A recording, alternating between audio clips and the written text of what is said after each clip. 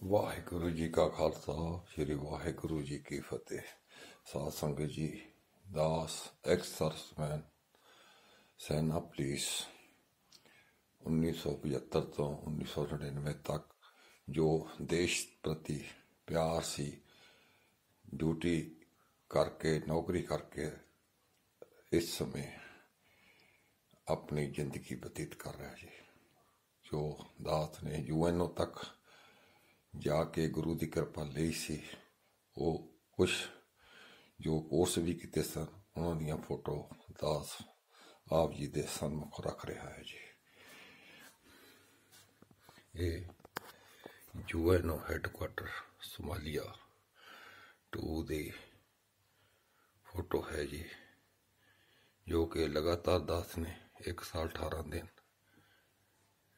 Duty ਅਤੇ ਨੌਕਰੀ ਨਿਭਾਈ ਸੀ।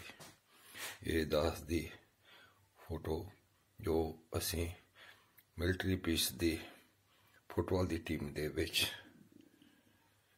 ਅਸੀਂ ਬੰਗਲੌਰ ਵਿੱਚ ਜਿੱਤਾਂ ਹਾਸਲ ਕੀਤੀਆਂ ਸਨ। ਫੈਜ਼ਾਬਾਦ ਤੋਂ ਟ੍ਰੇਨਿੰਗ ਦੇ ਦੌਰਾਨ ਗੇਮ ਖੇਲਣੀ ਸ਼ੁਰੂ ਕੀਤੀ।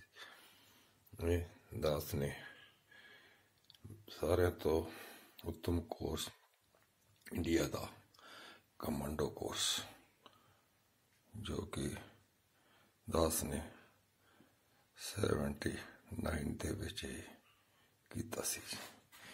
ਇਹ ਦਾਸ ਨੇ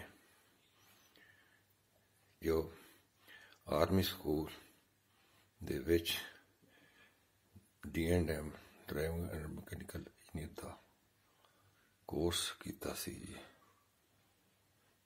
ਇਹ ਦਾਸ ਨੇ ਜੋ ਕੋਰਸ ਕੀਤਾ ਸੀ, ਉਸ ਦੀ ਫੋਟੋ ਹੈ ਜੀ।